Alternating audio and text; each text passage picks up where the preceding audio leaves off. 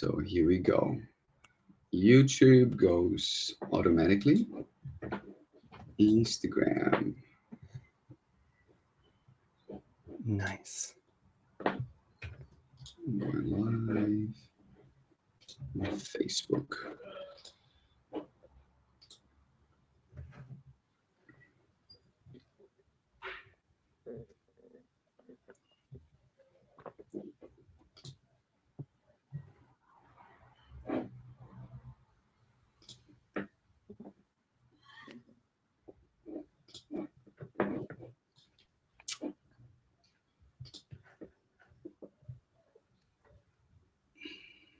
Okay, and we We are are at. on, but it's not 6 p.m. yet. But anyway, We are early. we are early. Who Maybe is let's. early in life?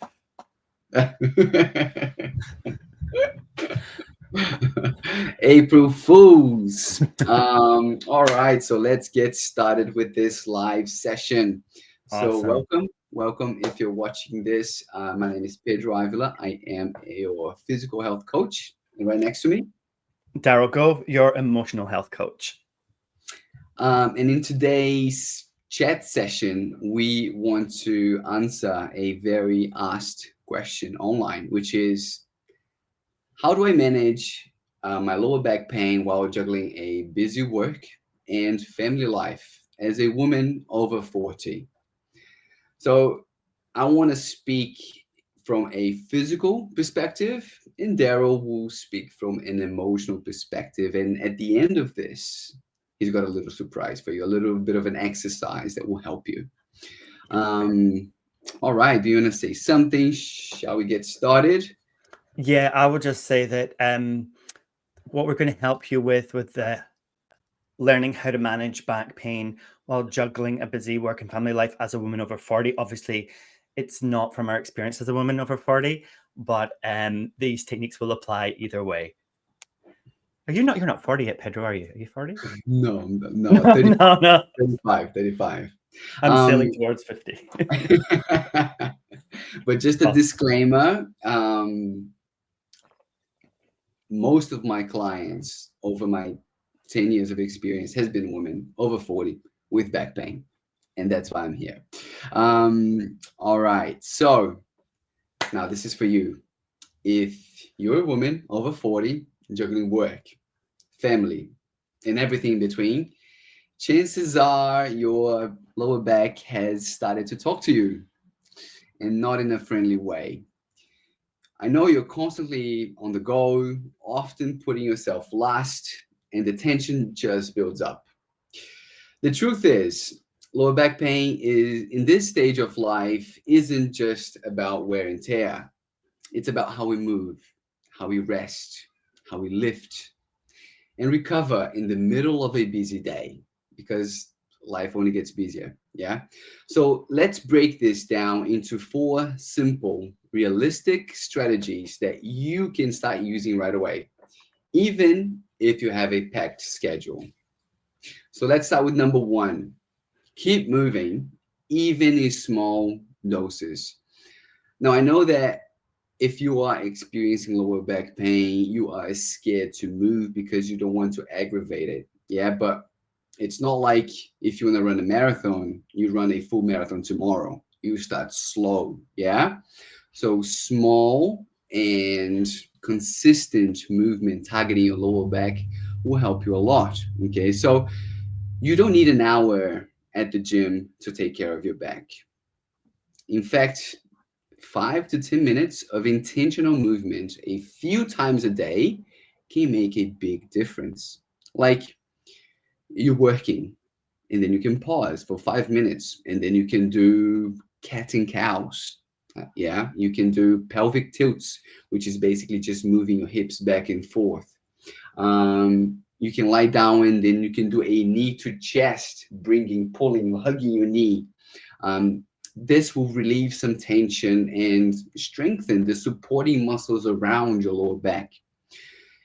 Even a short walk or pacing during phone calls can help.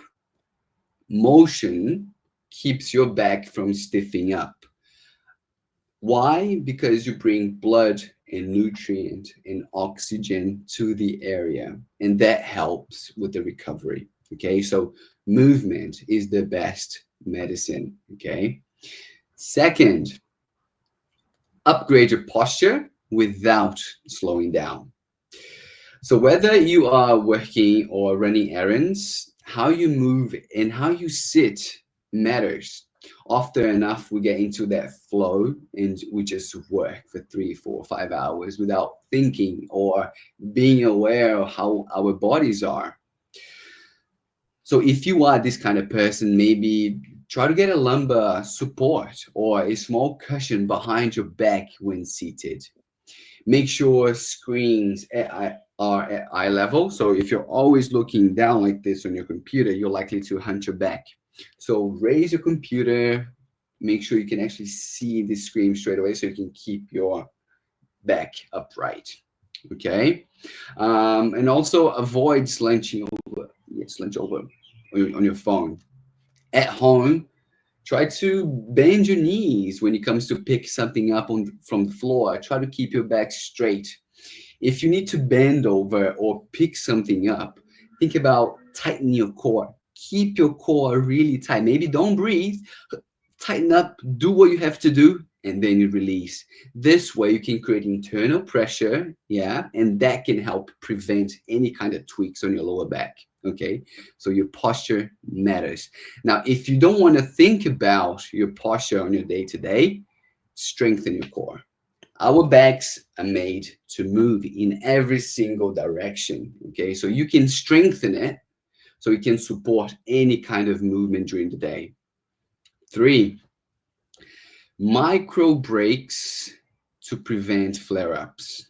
What I mean by that is maybe set a reminder on your phone every 30 to 6 minutes to get up, to maybe stretch, or maybe just shift your position. Yeah.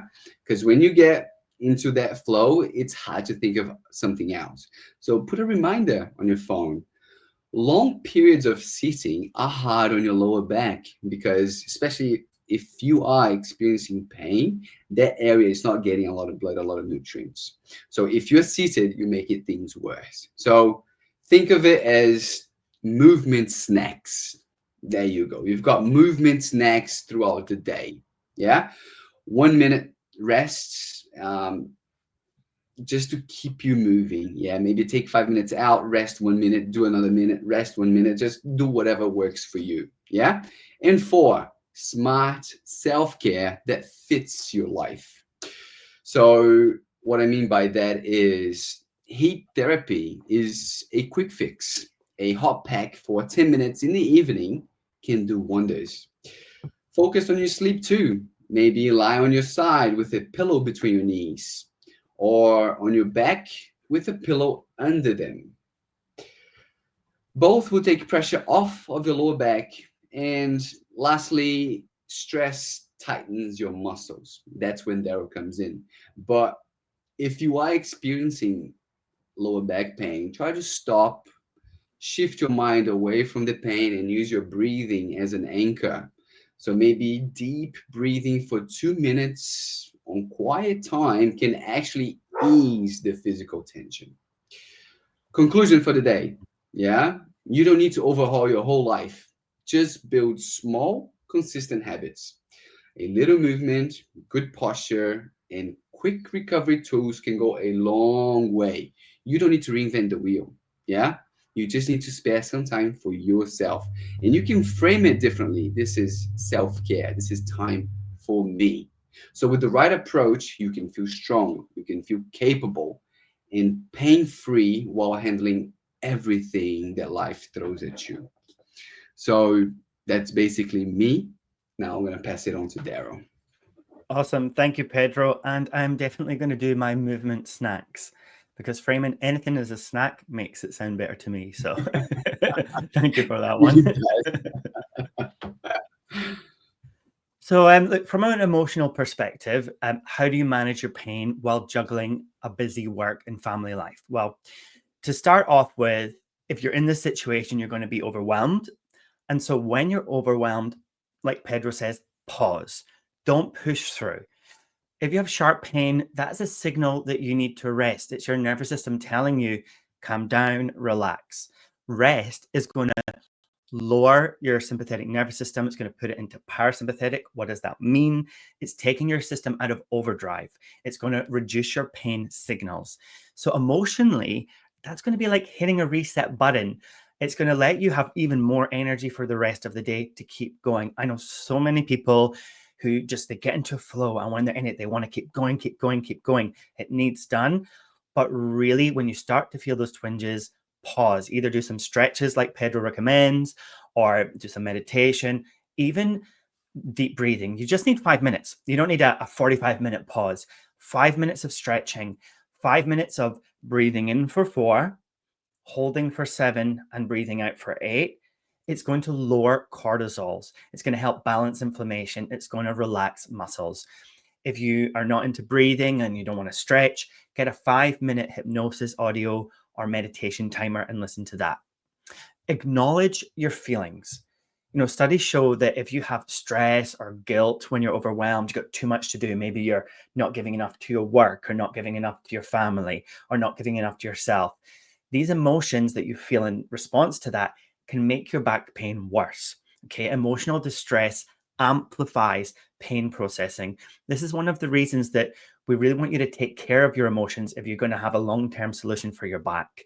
Name what you are feeling. This will ease it. For example, if you're just feeling stretched thin, what is it Bilbo Baggins says? I feel like not enough butter spread over too much toast. If you feel that way, say, I feel stretched thin. If you're angry, just say out loud, I'm angry. If you're overwhelmed, say, I'm overwhelmed. It's proven that naming the correct emotion that you're feeling actually calms it down. It makes you feel better. But if emotions flare, because they're going to, if you're in pain and you're overwhelmed and you're busy, tell yourself that you're doing a good job. Tell yourself that you're doing enough. And you tell yourself, I'm doing enough, because you are, because you're doing what you can do. And it just has to be enough. So accept that, but be optimistic, right? Be optimistic that you can do things in a new way, because optimism helps rewire your brain to different ways of being. And if you're going to change your emotions, if you're going to change your state, if you're going to manage your state, then that's what you're doing. You're learning to use different parts of your brain. Optimism is helpful with that. People who are super optimistic all the time can be really annoying at the wrong time, right? But keep yourself positive to just the right level for you. And if things do get too much, you might need to reach out for support. Don't be afraid to do that. You've got a lot on your plate. Get help from professionals. Maybe you need to go and see a GP or get some medication. Maybe you need a massage. Maybe if finances are a strain, you need to get some budgeting services. In New Zealand and Australia, you can definitely get that for free. Maybe you need to join a support group to get support. If you post in the Vita Back Pain Relief Hub, I'm sure there are other people in this group that are going to be going through similar things to you and will resonate with what you're saying, with your pain points, with your complaints. If you just want to like rant in there, you can do that. Talk to friends and family if you've got good friends and family. If you've got shit ones, think about getting some new ones. If people don't offer you help when you need it, try asking for help. A lot of us, we just try and do everything on our own. Maybe you need help, and maybe one of your friends is waiting for you to ask them for help, and they would love to give that to you. So give that a go. Now, to manage back pain while juggling a busy work life and a busy family life, this might go without saying, but you need to get rid of as much pain as you possibly can safely. So use the Vita Method to reduce or eliminate it long term. It has everything that you need. It's got journaling exercises, it's got movement exercises, stretching, self-care, hypnosis, meditation, emotional processing, everything you need to understand, reduce, or even eliminate back pain. But whatever works for you works, right? So if you want to balance it, just do what works to get rid of the pain safely. On the flip side of the coin, you just have to reduce stressful commitments where you can. Excess stress, it's going to make your back pain worse. Excess stress spikes cortisol. Cortisol long term is going to cause inflammation, heightened pain perception. It's going to cause tense muscles. So make a list of all your commitments: work, family, household. divide this list into commitments that reduce stress and commitments that cause stress. Is it a joy to do it? Reduces stress. Do I hate doing it and I think about it and I worry about doing it? Causes stress. For things that cause stress, is there anything you can do to delegate it out, to give some of it to your kids or other people at work? Can you get help to do it? Can you pay someone to do it? And if you can't, can you automate it? Can you create systems like making your meals in bulk on the weekend to keep you going through the week? What can you do to make the things you have to do easier? The last option is to just not do it. My friend Trish told me, if you are too stressed and there's too much pressure and you can't do everything, just pick some things and put them in the fuck it bucket. Just don't do them. Just completely throw them out.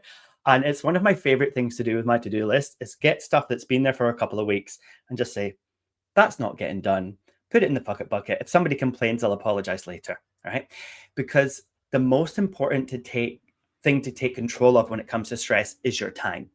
So this leads me to my last point, which is boundaries in time. You need to reclaim your time. If you are going to be in control of lower back pain and you've got a busy work life and a busy family life, you need to be in charge of your time. So get a calendar, put in your must do's, like if you must go to work or take the kids to school. Next, put in the time that you need for you, for rest, for meditation, for exercise. Everything you do for your self-care, everything that's important to nourish you, put that next. Lastly, everything else has to fit around that. Friends, family, any other commitment, or you have to ditch it. Because if you're going to take control of lower back pain long term, you need to be first. You need to put that self-care first. To guard your time, and if you're going to do this, you're going to need to set boundaries, okay? Saying no is going to protect your emotional energy because overgiving creates overwhelm. Too much overwhelm, and you're fueling tension, you're fueling pain. Studies say that our pain is worse when we're overwhelmed than when we're relaxed. So think about that when you're tempted to commit to things that you don't have time or energy for. If you're new to boundaries, here's an exercise you can try. So you might want to write some notes or you can come and watch this back. It's called the boundary break and it just takes 1 minute, okay? It's going to help you to take back your time by setting clear boundaries and making it easy for you to say no to unnecessary demands. It goes pause, breathe, check in, say no, release, and affirm. Now, the awesome thing is if you take these words and put them in a row, you know, with the letters to make an acronym, it's really easy to remember. It's PKNSNRA. Okay, awesome. Yeah. What's that? What's the acronym? So if you can't remember all those, just remember PKNSNRA. No, just joking. It doesn't actually make an acronym. I'm just making that up. So save this video, write this down. Right. Step 1, pause. When someone asks you for your time, stop. Don't answer right away. This is going to give you space to think. Step 2, breathe. Breathe your favorite breath. Just sit and do some slow breaths. Breathe and look out the window. Breathe in for 4 seconds. Breathe out for 6 seconds. Repeat that twice. Just calm yourself down.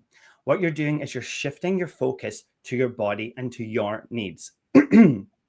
Step 3, you're going to do the check-in, okay? You're going to ask yourself, is this a priority for me right now? Can I say yes without stretching myself too thin?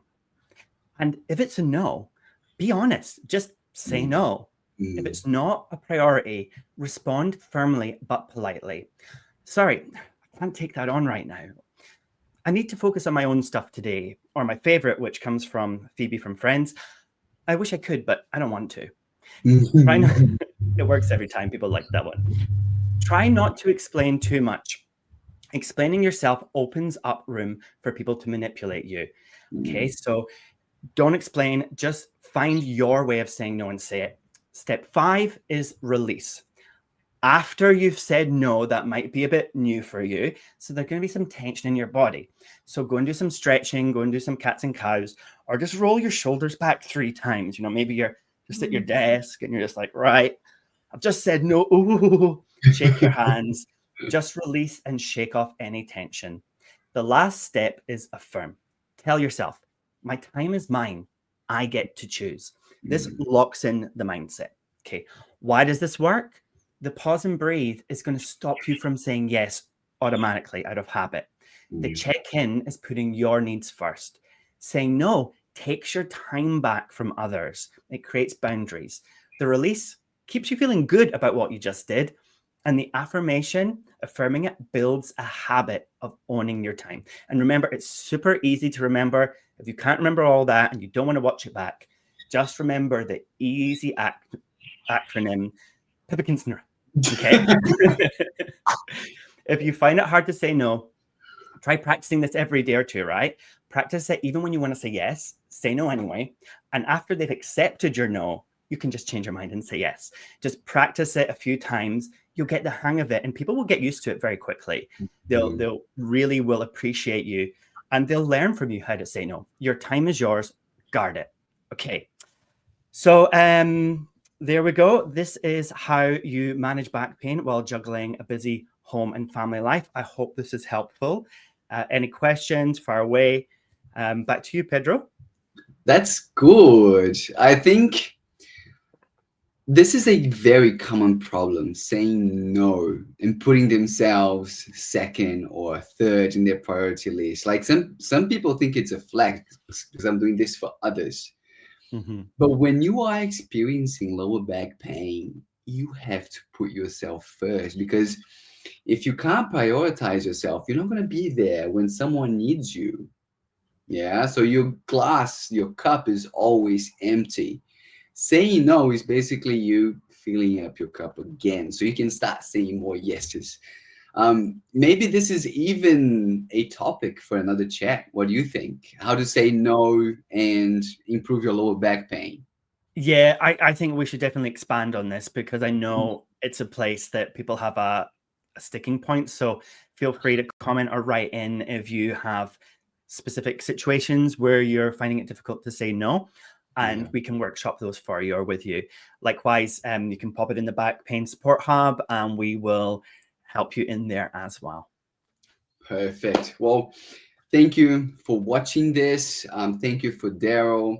If you don't know how to move forward or how to deal with your back pain, that's why we're here. Yeah, we want to educate you, give you as much knowledge as we can so you can make better informed decisions.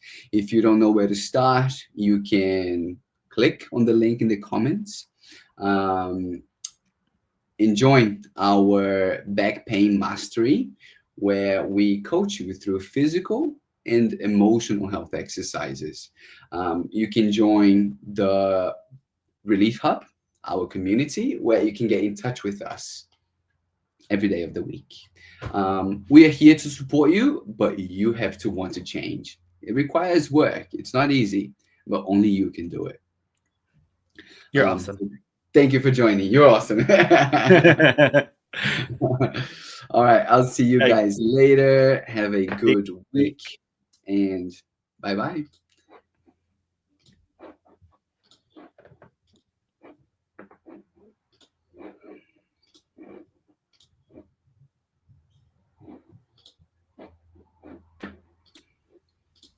Okay.